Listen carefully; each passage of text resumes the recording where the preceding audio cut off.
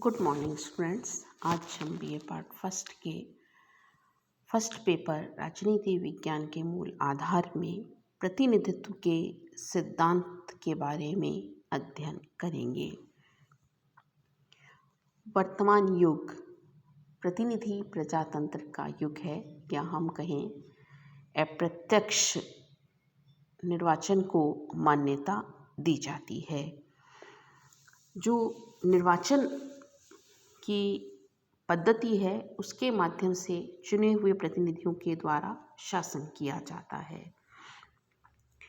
एक तो हम देखते हैं कि प्रत्यक्ष प्रजातंत्र होता है, जहां प्रत्यक्ष रूप से जनता के प्रतिनिधियों को चुना जाता है, और एक अप्रत्यक्ष जहां प्रतिनिधियों के द्वारा आगे और प्रतिनिधियों को चुना जाता है। तो एक तो प्रत्यक्ष रूप से जनता अपने प्रतिनिधियों को चुनती है, और एक अप्रत्यक्ष निर्वाचन होता है जिसमें चुने हुए प्रतिनिधि फिर और प्रतिनिधि को चुनते हैं। जैसे भारत के राष्ट्रपति को या राज्यसभा के सदस्य जो हैं वह अप्रत्यक्ष रूप से निर्वाचित हैं, और जो लोकसभा के सदस्य हैं उनका निर्वाचन प्रत्यक्ष होता है।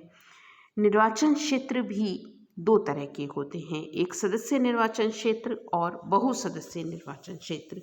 एक सदस्य निर्वाचन क्षेत्र वे होते हैं जहां से एक ही प्रतिनिधि चुनकर भेजा जाता है, और बहु सदस्य निर्वाचन क्षेत्र वे होते हैं जहां एक से ज़्यादा प्रतिनिधि चुनकर भेजे जाते हैं। मतदान दो तरह का होता है, एक मतदान होता है प्रगट और एक होता है गुप्त।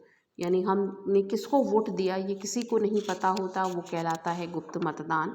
और हमने किसको वोट दिया ये अगर हम हाथ खड़ा करके दे रहे हैं तो पता होता है कि वह कहलाता है प्रगट मतदान।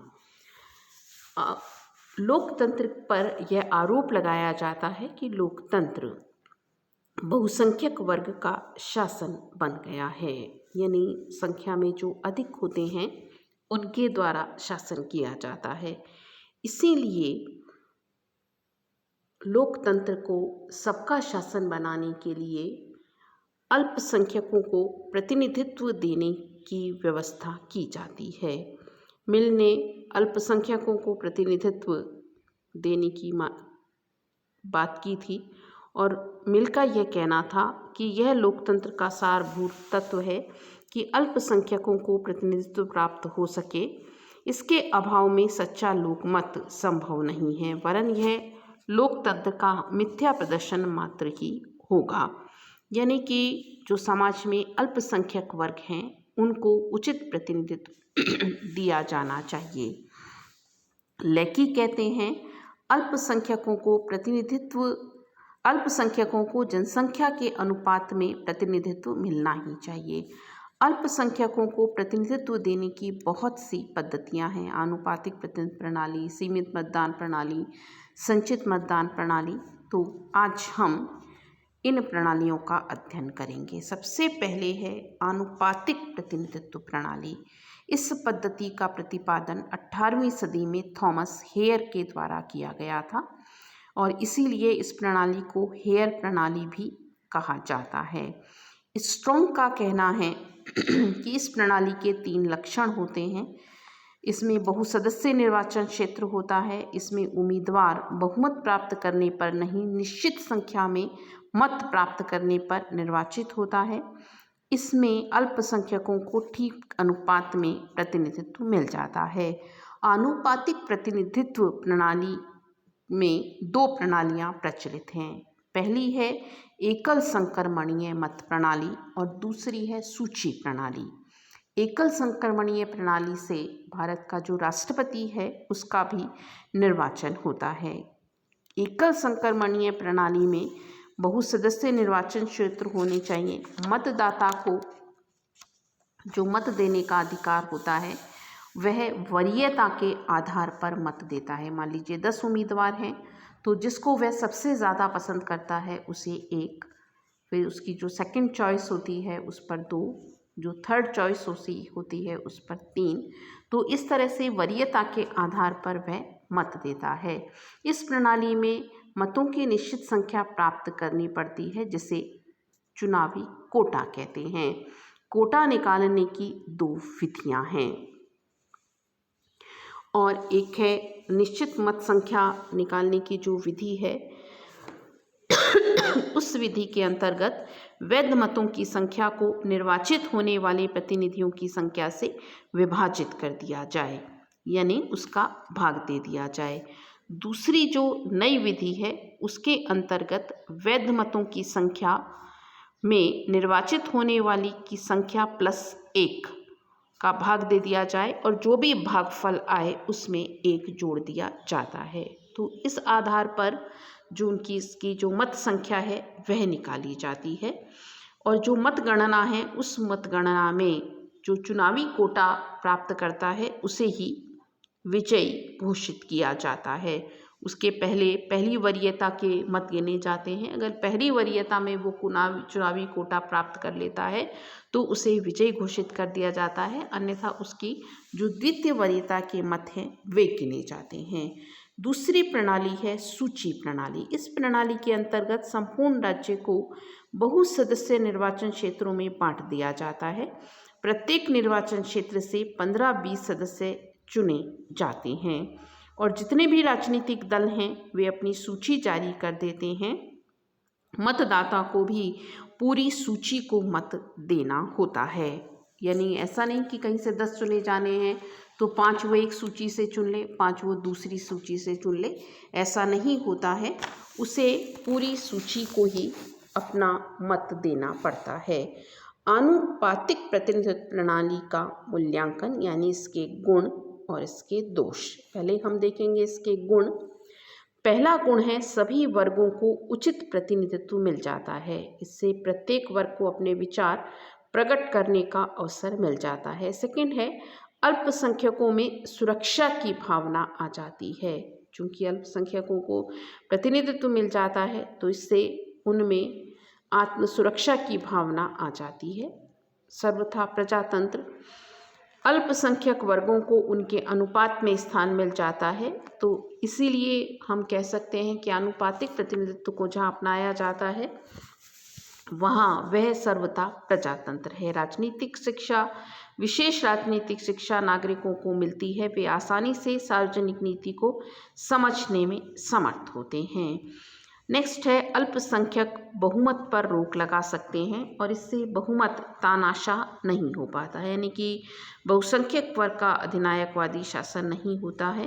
राजनीतिक भ्रष्टता में कमी, क्योंकि विधानमंडल में किसी भी एक दल को स्पष्ट बहुमत नहीं मिल पाता है, इस कारण अनुचित लाभ किसी के द्वारा नहीं उठाया जाता है। न्याय पर आधारित, सभी वर्गों को चूंकि प्रतिनिधित्व मिल जाता है इसीलिए यह न्याय पर आधारित शासन है।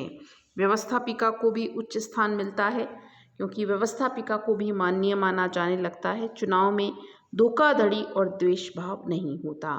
तो ये कुछ अच्छाइयाँ आनुपातिक प्रतिनिधित्व प्रणाली की हैं। नेक्स्ट है दोष। आनुपातिक प्रतिनिधित्व प्रणाली में कुछ दोष भी हैं। पहला है अनेक राजनीतिक दलों और गुटों को जन्म मिलता है। प्रतिनिधित्व तो प्राप्त हो जाता है लेकिन छोटे छोटे गुट बन जाते हैं। नेक्स्ट है मिले जुले मंत्रिमंडलों का निर्माण, परिणाम तय अस्थायी सरकारें। किसी भी एक दल को स्पष्ट बहुमत नहीं मिल पाता है और उसका दुष्परिणाम यह होता है कि मिले जुले मंत्रिमंडल मिलने के कारण अस्थायी सरकारें बनती हैं। नेक्स्ट है वर्गीय हितों को प्रोत्साहन। व्यवस्थापिका राष्ट्रीय एकता का साधन नहीं बन पाती है कि वहाँ पर वर्ग विभेद के आधार पर शासन होने लगता है। बहुसदस्यीय निर्वाचन क्षेत्र होने के कारण निर्वाचकों और प्रतिनिधियों में संपर्क नहीं होता है। जब हम सूची प्रणाली के हिसाब से 8 या 10 व्यक्तियों को चुनते हैं तो हमारा प्रतिनिधि सीधा कौन है उससे हमारा संपर्क नहीं हो पाता है। नेक्स्ट है श्रेष्ठ विधियों का निर्माण संभव नहीं। परस्पर विरोधी विचारों का अखाड़ा विधानसभाएं बन जाती हैं। नेक्स्ट है राष्ट्रीय एकता में घातक। चूँकि अलग अलग विभाजन हो जाता है तो इसलिए जो राष्ट्रीय एकता है वह राष्ट्रीय एकता भी खतरे में पड़ जाती है। उपचुनावों की व्यवस्था नहीं। उपचुनावों के लिए कहा जाता है कि उपचुनाव लोकतंत्र का दर्पण होते हैं। किसी की भी एक सीट खाली हो जाती है तो उसके लिए उपचुनाव कराए जाते हैं, और अगर सत्तारूढ़ दल के पक्ष में वो सीट जाती है तो लगता है कि सत्तारूढ़ दल की नीतियों से लोग सहमत हैं, और अगर विपक्ष में जाती है तो लगता है सत्तारूढ़ दल से सहमत नहीं हैं। लेकिन अगर मान लीजिए उपचुनाव की व्यवस्था वहाँ होती है जहाँ एक सदस्य निर्वाचन क्षेत्र होता है, एक सदस्य अगर त्यागपत्र दे दे या किसी कारण से उसका स्थान रिक्त हो जाए तो उसकी जगह उपचुनाव हो जाते हैं। लेकिन 10 सदस्य मान लीजिए सूची प्रणाली के हिसाब से चुने, और अगर एक ने त्यागपत्र दे दिया या उसका स्थान खाली हो गया तो उसकी जगह उपचुनाव की व्यवस्था नहीं होती। शासन के कार्यों का मूल्यांकन नहीं, शासन के कार्यों का मूल्यांकन नहीं हो पाता, क्योंकि इसमें छोटे छोटे गुटों का जन्म हो जाता है। मंत्रिमंडल के सदस्य सारा दोषारोपण एक दूसरे के प्रति करते हैं, इससे जनता सही मूल्यांकन नहीं कर पाती है। तो इस तरह से ये कुछ कमियां हम आनुपातिक प्रतिनिधित्व की देखते हैं। नेक्स्ट है अल्पसंख्यकों को प्रतिनिधित्व देने की अन्य पद्धतियाँ। कुछ और पद्धतियाँ हैं जो अल्पसंख्यकों को प्रतिनिधित्व देने के लिए स्वीकार की जाती हैं, वो इस प्रकार हैं। पहला है सीमित मतदान प्रणाली। इस पद्धति में बहुसदस्यीय निर्वाचन क्षेत्र होते हैं। प्रत्येक क्षेत्र से 3 या अधिक मतदाता बहुसदस्यीय निर्वाचन क्षेत्र होते हैं। प्रत्येक क्षेत्र से 3 या 3 से अधिक सदस्य चुनकर आते हैं और मतदाताओं को भी 1 से अधिक मत देने पड़ते हैं, लेकिन वे निर्वाचित होने वाले सदस्यों की संख्या से 1 मत कम देते हैं। इस पद्धति से अल्पसंख्यकों को प्रतिनिधित्व तो मिल जाता है, लेकिन इस बात की गारंटी नहीं होती कि उन्हें जनसंख्या के अनुपात में प्रतिनिधित्व मिल जाएगा। नेक्स्ट है संचित अथवा एकत्रित मतदान प्रणाली। इस प्रणाली में भी बहुसदस्यीय निर्वाचन क्षेत्र होते हैं और मतदाता एक ही उम्मीदवार को सारी मत दे सकता है, लेकिन यह प्रणाली भी बहुत सही नहीं मानी जाती। नेक्स्ट है द्वितीय मतपत्र प्रणाली। इस प्रणाली के अंतर्गत यह माना गया है कि उम्मीदवार को विजयी तभी घोषित किया जाता है जब वह बहुमत में वोट हासिल करे, और इस संबंध में यह व्यवस्था है कि चुनाव के बाद अगर किसी को भी बहुमत नहीं मिल पाता है, बहुमत का मतलब है 50% से ज़्यादा मत नहीं मिल पाते हैं, तो फिर जिन 2 को सबसे ज़्यादा वोट मिले हैं उनमें दोबारा चुनाव होता है, और फिर इस आधार पर उन्हें बहुसंख्या के आधार पर नहीं बल्कि बहुमत के आधार पर विजयी घोषित किया जाता है। लेकिन इस प्रणाली में भी गारंटी नहीं है कि अल्पसंख्यकों को उनके अनुपात में प्रतिनिधित्व मिल जाए। नेक्स्ट है वैकल्पिक मत प्रणाली। प्रतिनिधित्व अधिक से अधिक वास्तविक हो, इस दृष्टि से एक वैकल्पिक मत प्रणाली है। इस प्रणाली का प्रयोग एक सदस्य निर्वाचन क्षेत्रों में किया जाता है। मतदाता को केवल एक ही मत देने का अधिकार होता है, लेकिन उसे इस बात का अवसर मिलता है कि वह अपनी वरीयता के हिसाब से मत दे सकता है। नेक्स्ट है पृथक निर्वाचन प्रणाली। यह निर्वाचन प्रणाली उचित नहीं मानी जाती, क्योंकि यह धर्म और संप्रदाय के आधार पर निर्वाचन प्रणाली होती है।